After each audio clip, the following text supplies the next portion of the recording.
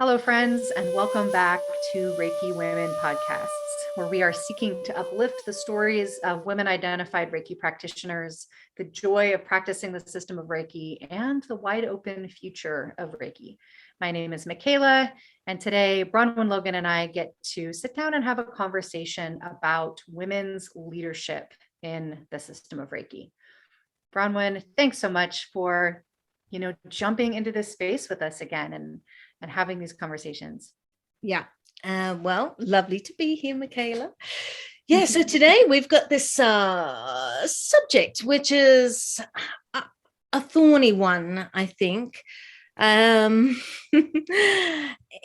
Leadership. And I thought it would be a great thing for us to talk about because I know that you have experience teaching leadership.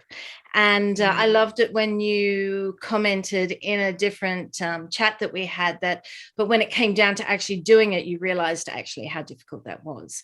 And not just that it's difficult for everybody, because I think that generally it's a difficult thing, but as a woman in the society. And we're going to add another level to that, which is as a woman in the system of Reiki. So yeah, we're defining it down.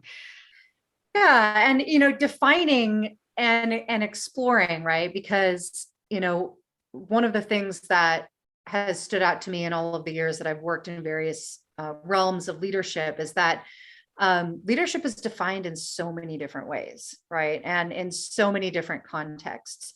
And it's really difficult to nail down a single definition of leadership. And I would say that there isn't one really.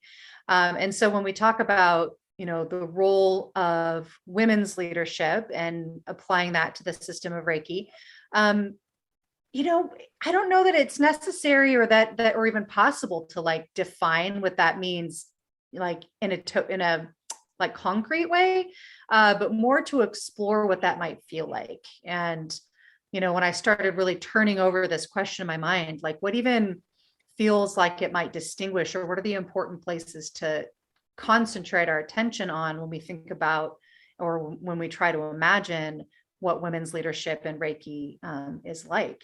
And of course, there are many examples, right? Like there's a lot of leadership from women in the system of Reiki. And there's a lot of ways in which leadership, let's see, how do I want to put this? Like participation isn't necessarily leadership, right? And so what do we mean when we think about that term? So maybe we could start right there. What comes up?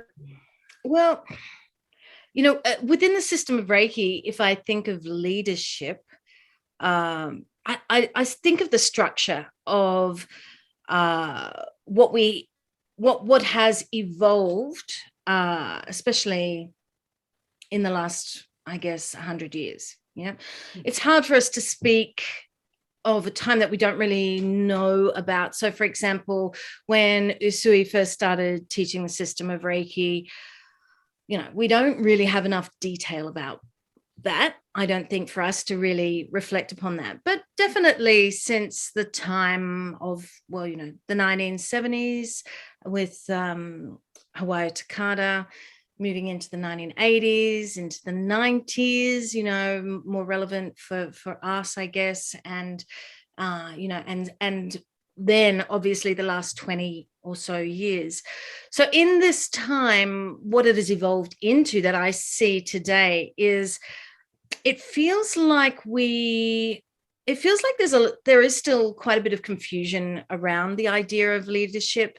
I know when I first started practicing, this idea of lineage, there was a lot of talk of lineage, and that sort of creating some, I guess, what I would call some form of leadership. So meaning that there is someone in this list of names that I'm meant to possibly adhere to what that person is saying and doing and follow a specific teaching. Yeah. But we found the failing of lineage is that definitely as an energetic practice, lineage can be important, I think. But in a practical sense, I mean, if someone was to study with me or you and then go away, and what they do, it's very hard for us to control that, to say, well, you and I've always said I don't want to be the Reiki police, right? So, whatever that person does, it is up to them how they do that. And perhaps they've studied with different teachers and they want to do a bit of this and this and that, right? So, but they might use my lineage, for example. And it really, I feel like it ultimately doesn't come down to much. So I think that's a failing in a sense, if we're using that as an idea for what it means to if lineage is to represent leadership. That we really limit ourselves if we root it in that, because lineage is a place to represent connection, right, and see how we connect with each other, but it doesn't mean anything as far as the behavior and the actions that we take, right? Like being of a particular lineage doesn't necessarily mean we step into a position of leadership inside of our time and place. And so, yeah, I agree with you that we limit ourselves with that. Yeah. And I think the other aspect that my cat is knocking the computer.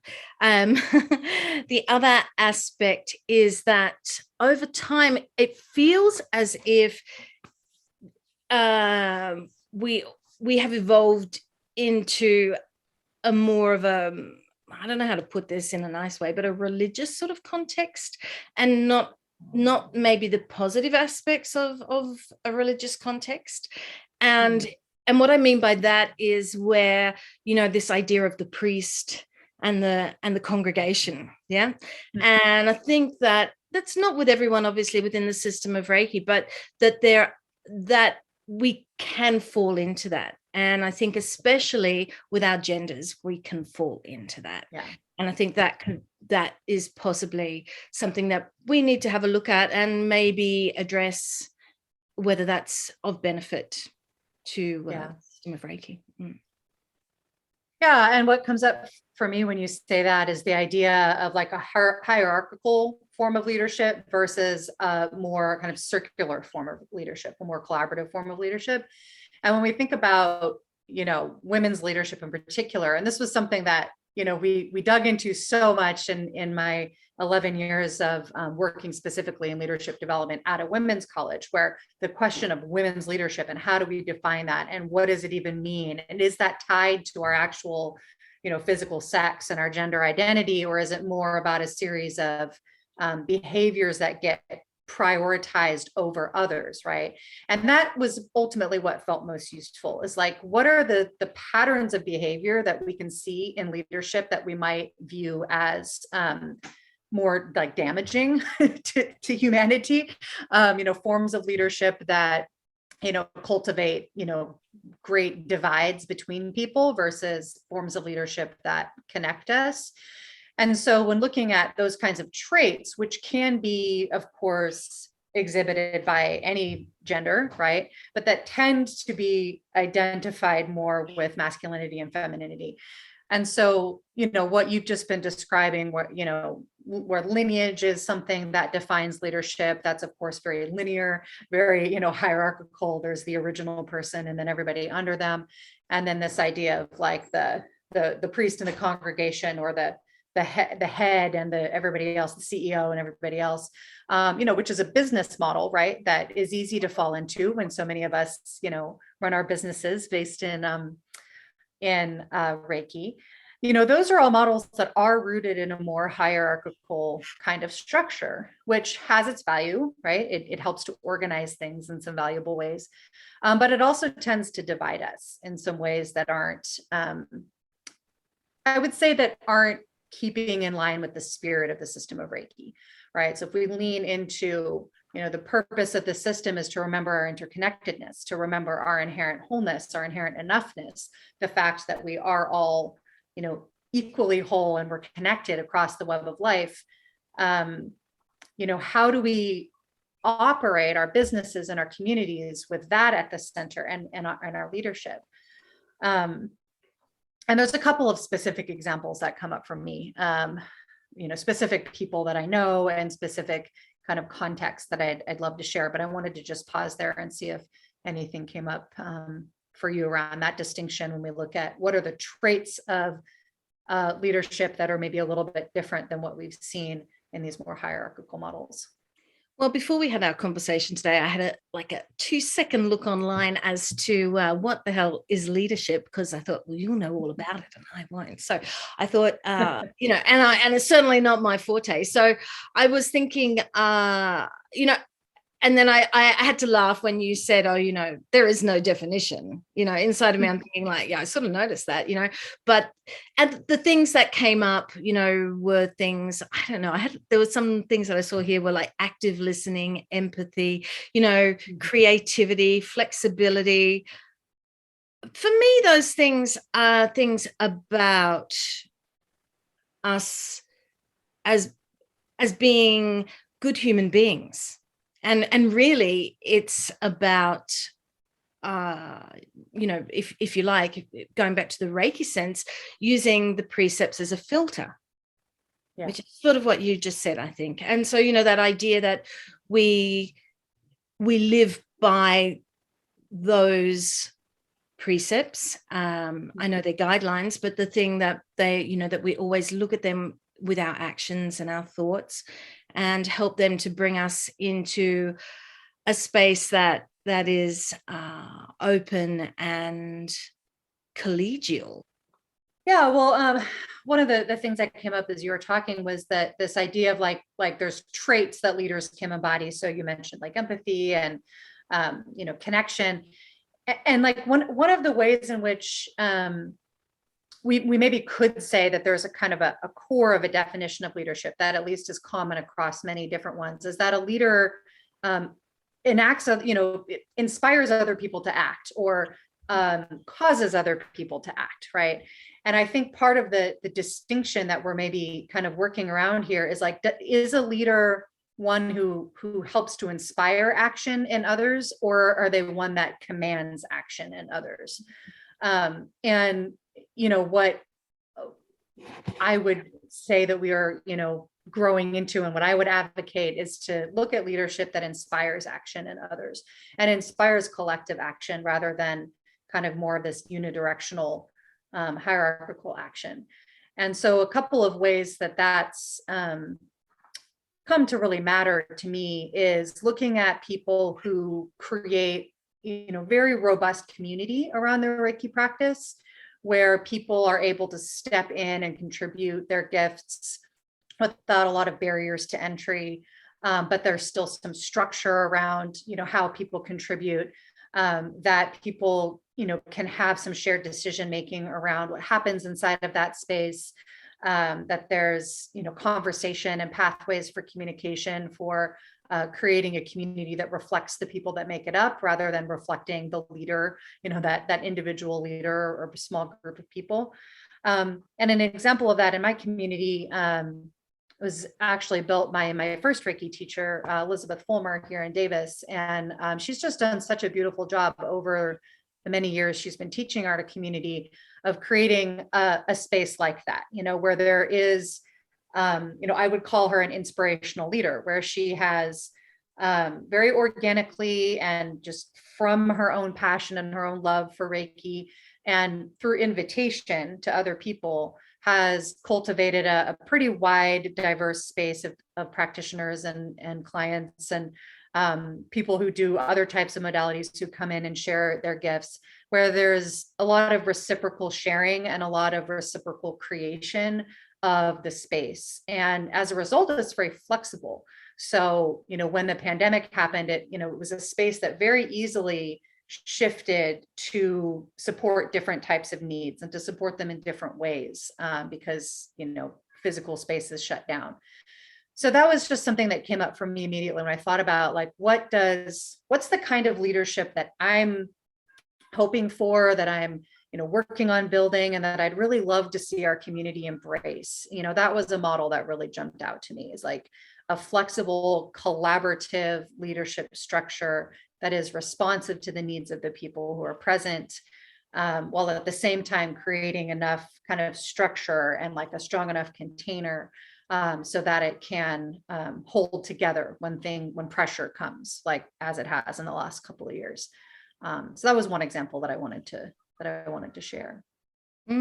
Yeah, I love that, and it's as you say, it is something which I guess we didn't use the word role model, but it is.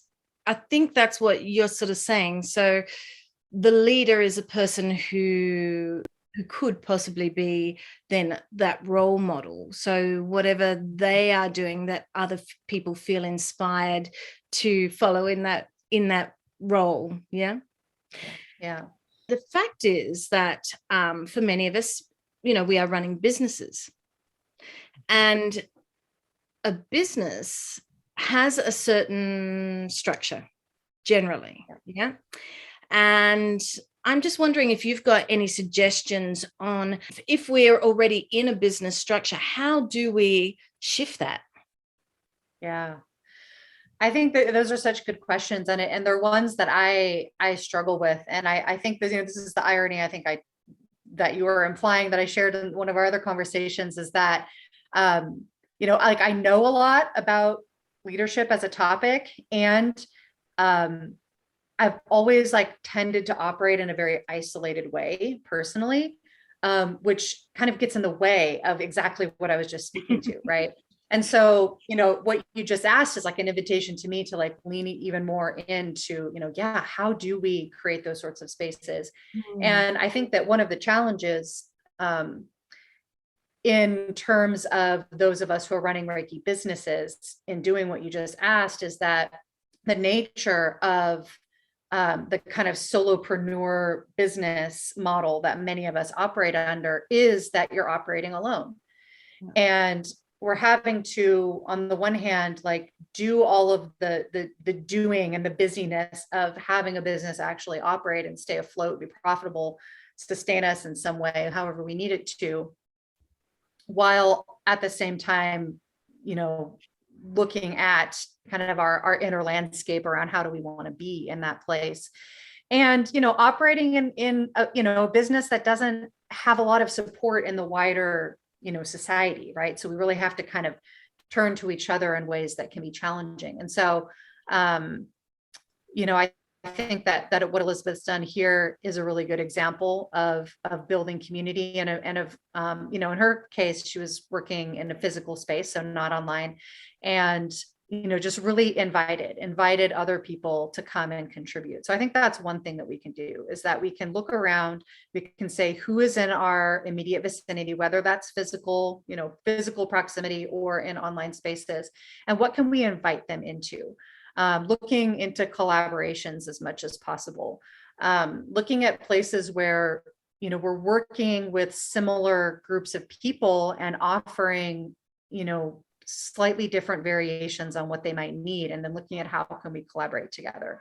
I've been, really leaning into that a lot this last year. Where can I collaborate with other people? Firstly, so that our gifts can get magnified and that the value that we bring can get exponentially shared over a wider space, and that we can inspire each other, right? We can create something new, like this podcast, right? Like this came out of collaborative conversations, right? That started with a spark in your heart, right? But that was like just the right thing to like get me and Carrie going, right? And so those sorts of things are all over the place. And so, we need to resist this idea that we have to do everything by ourselves, right? And that's difficult when, in business, there is this notion of competition. And like, no, those people are your competitors, right? So how do you distinguish yourself from them and separate yourself from them so that you can stand out in the pack, right? And get noticed and get clients, right? And so I would say, like, I'm not sure that model actually serves us as Reiki practitioners very well at all, right? Because it's counterintuitive to what Reiki actually invites us into as a practice. Yeah. And so rather than leaning into that, I'm in business, those are my competition, I need to stand out from them. How can we turn towards each other? How can we uplift each other? How can we, sing each other's songs? And so that web of connection grows rather than focuses in. That's a little bit of a vague tangent that just got woven there, but it feels there's something in this, like resisting this kind of traditional capitalist model. Yeah. And you just had a conversation on another snapshot video where circular economy came up. But yeah, you just had this, lovely conversation around circular economy, right? And that's such a beautiful example of what I would call a feminine leadership model, right? And not feminine as in only women can do it, but right. Feminine as in resisting this hierarchical, individualistic, unhealthy masculine model, right? Because not all masculine is unhealthy, right? We need all of it, right? We need structure, right? We need, certain types of energy that we might associate with masculinity, but it's blending that with the feminine. And when we work in cycles, we work in webs, we work in weavings, that's where we're bringing that more feminine into the space. Yeah, in that same discussion, we actually did broach the idea of, what does it mean to be masculine or feminine, and are the traits something that we're, is it something that you were born with or something that is created by right. society? Yeah. So, exactly. We call these traits masculine and feminine. They're sort of the things that we've once again evolved into calling specific traits, but whether that serves men and women, probably not. But so look, I think that's really interesting, that idea of that circular economy. I think that's a great idea. I sort of buck the whole, male godlike figure. I always remember there was this teacher that she was a Qigong teacher, and she said, what men in this field have an issue with? And I was like, well, what? And she said, well, when they do well, they start to get Jesus Christ complexes, right? And she wasn't joking, actually. She was serious. And I was thinking, oh, gee, that sounds serious, right? Thinking about it. But I mean, I can see how that can happen, because once again, it's falling into something that our society perpetuates. We make it. It's not even so much, that person or people's fault, that happens, but it's very easy to fall into that and to actually live out that role. And for the women then to lift the male up into that position, I sort of buck that, like I said, and I would like to think of other ways of doing things. And as you said, this is a beautiful way of people coming together with different attitudes and ideas. One of the other examples that stood out in my mind, and this is definitely an example where, like, my personal history and what matters to me is like leading this, right? So this isn't like, generally speaking, right? Leadership in Reiki, like from women, should look like this, but just something that that matters a lot to me is,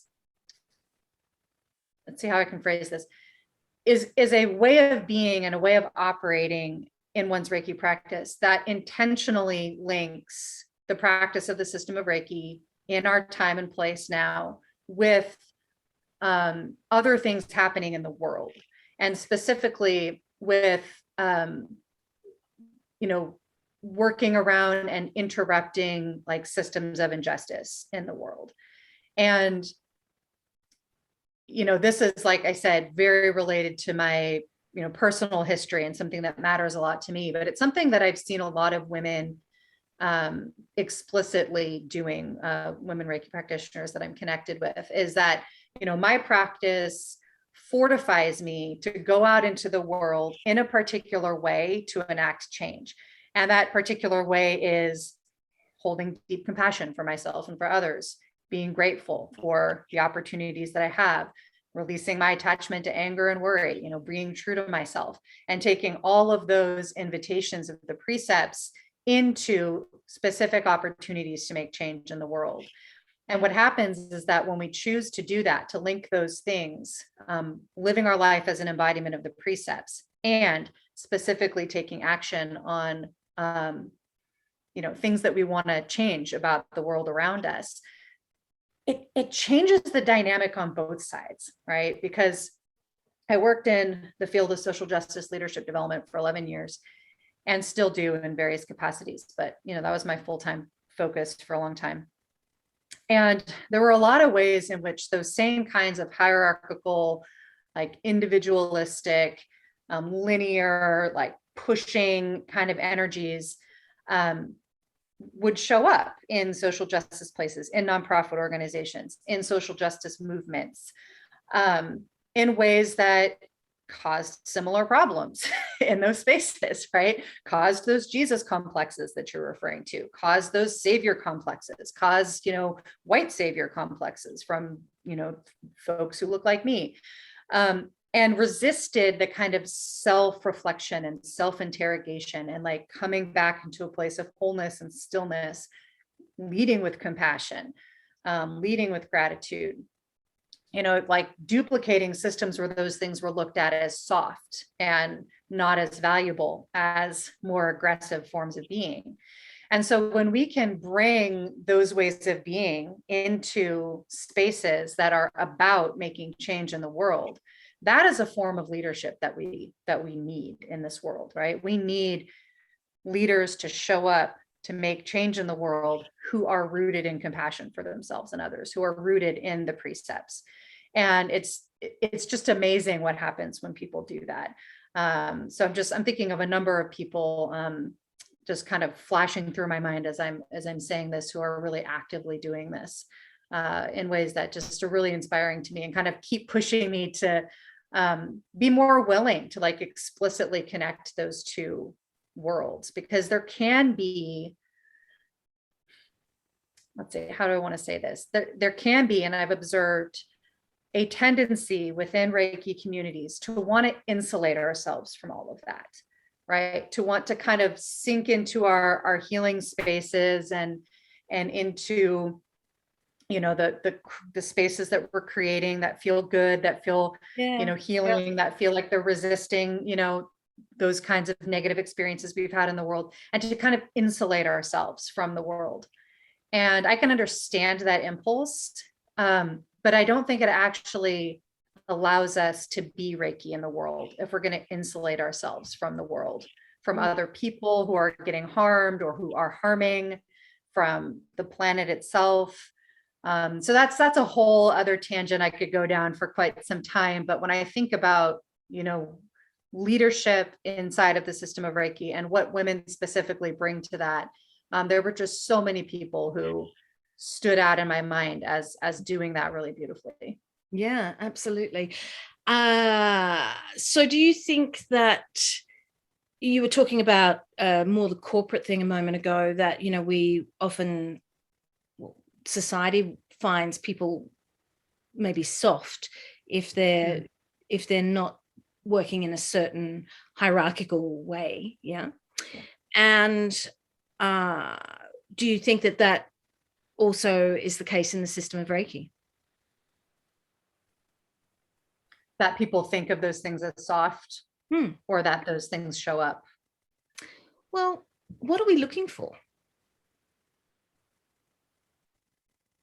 Are we looking for, I guess the word that just popped into my head when I said that was safety, safe space. Yeah. And maybe what we know as safe is a more traditional recent traditional way of patriarchal existence. And that might be why we fall into that very easily. Yeah, I think that's a really interesting place to put some thought and reflection. And it feels related to what I was just saying around this tendency to kind of isolate ourselves. And inside of that isolation, though, the problem is like, we don't leave that stuff behind, right? That stuff comes with us because it's what we've, been raised with, right? And so so yeah, there can be ways in which, and I can think of examples where, these sorts of forms of leadership that are more collaborative, that are more compassion based, get overlooked. I don't know about, may or may not be seen as soft, but are not necessarily what's taken up. And I think that, in terms of what we want to see, what I would want to see is more of us in the Reiki community, really leaning in towards a collaborative space that asks the question of, what work do I need to do to show up here as an embodiment of the precepts, so that together we can, create something different than what we're seeing in the society around us, rather than just duplicating it. I like that, because I think you're on the ball there with that whole idea that we tend to go, it's like, and I think that safeness is very much here. So, you talked about going into that healing space and sitting in that healing space, and that can be like, it can actually be misused, if you like. It can be something, rather than it being an open space, it's actually a closed space that we're protecting ourselves with, not realizing that, because we're not, as you say, reflecting upon what we're doing and why we're doing it. That's really interesting. So that idea of actually existing in a very open, vulnerable space is scary, and it's not safe. You know what I mean? It's that sense of, we can say ideally that, to be vulnerable is a great feeling. It's not actually, this is where we, it's not actually a great feeling. It's something that we, when we open ourselves in that way, that's when we challenge ourselves. Absolutely. And we need to work through what it means. And we can do that using the precepts, obviously. Yeah. Mm. Oh, absolutely. I mean, it's why I just love this system so much, because it is so elegantly designed to help us be these ways in the world, right? And so I think about like working with the 3 postures. So I've been, as I've been doing this 21-day practice, creating videos that connect Reiki and poetry, I've been able to kind of guide the same practice like a lot over the last 21 days. And each time we're really working with that physical posture of the body where you're upright, you're letting the structure of your body be strong, not rigid, right? Not clenching, not, tightening up the muscles to stay upright, but letting the natural structure of our body stay upright, letting the support of the chair and the earth below us hold our body upright. That firmness, right, of the body, so that the front of our body can be soft, the belly can be soft, the chest can be open, the jaw can relax, that vulnerable space, right? Yeah. And when we're afraid, or when we're habitually, in a space where we feel like we have to protect ourselves, we tighten all of that stuff up, right? We tighten the front up, because this is all the vulnerable stuff right here in the front. And so even just putting our body in that position where we trust the firmness of our body, the structure of our bones to keep us, upright and strong enough that we can let the belly be vulnerable. Just practicing that in our body changes the way that we show up emotionally and mentally and in community. And so when we do that over and over again, it's like we're training our whole system to like find the structure, find the strength that's just naturally present, and then let the rest of it be soft. Yeah. Right. And see how that feels. Yeah. Keeping a strong structure. Yeah, absolutely. I was just getting distracted in my head there, because I was thinking about relaxing the mind and how these things, they all work together, right? I think I got too relaxed. No, but I was thinking that I did look up some statistics about what we're doing and this idea of focusing on women. Yeah. And the reason why, I personally found it very interesting to focus on women solely with as the idea, as the structure, if you like, behind what we're doing, is that there are so many women practicing in the system of Reiki. Yeah. So I actually had a little look at the statistics for a couple of things, and I thought it was very interesting. There were, I think for the newsletter for the International House of Reiki, it's 80% women who are signed up. Yeah. And it's interesting because I've always said it's about 80% women who practice the system of Reiki. So I thought I had a bit of a good feel there.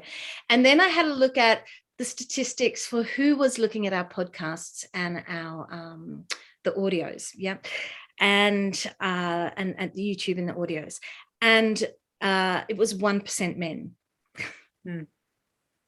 I thought that was interesting. So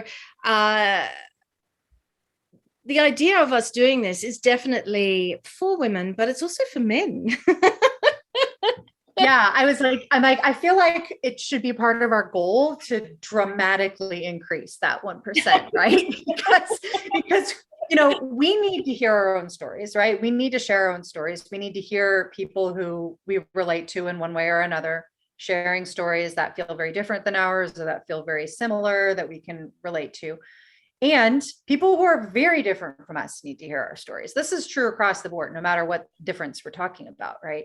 But if we're specifically uplifting the stories and the voices of women or people who identify as female within the system of Reiki, and if part of that, the purpose of that, which is part of my purpose, is to increase connection across the communities, and to perhaps increase awareness of the availability of these different ways of being in leadership and being in practice with each other, then we absolutely need a lot more men to be paying attention, to be contributing, to be asking questions, or to be sitting silently and just listening, right? First and foremost, just sit and listen, right? Receive these stories, receive these perspectives. Be curious about it, how it might be different from your own. Find those places of commonality. Find places where you have felt frustrated with these hierarchical systems, with these systems that demand a certain sort of leadership, or it's not looked at as valid, right? Pay attention to where you see that show up inside of wellness spaces, healing communities, Reiki spaces, and challenge that, right? Because ultimately, again, those forms of leadership, when enacted exclusively, it's not to say that there's never instances where a hierarchy or something that's more directive or something that's more firm or linear is not valuable, right? Like those things absolutely have value. But when we're exclusively rewarding those kinds of systems over other systems over and over and over again, which is what's happened, that's when we lose, right? That's when we as humanity actually loses, all of us do. Yeah. And so I guess my invitation to, everybody watching this, no matter how you identify, is to pay attention to where you see those things out of balance, like skewed too much in that direction, and interrupt it.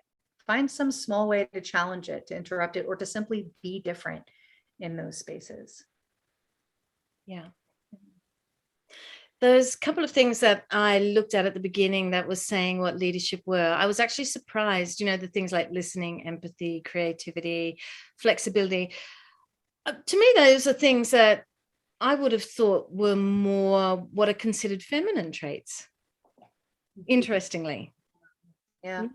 Well, and those are the traits that are often, in business or in leadership and government considered the soft skills, And like when I started working in the field of leadership almost 20 years ago now, it was really still at the beginning where those things were even being considered a value at all. Right. And I was working in change. Yeah. Right. And that's from the perspective of like nonprofits and like government.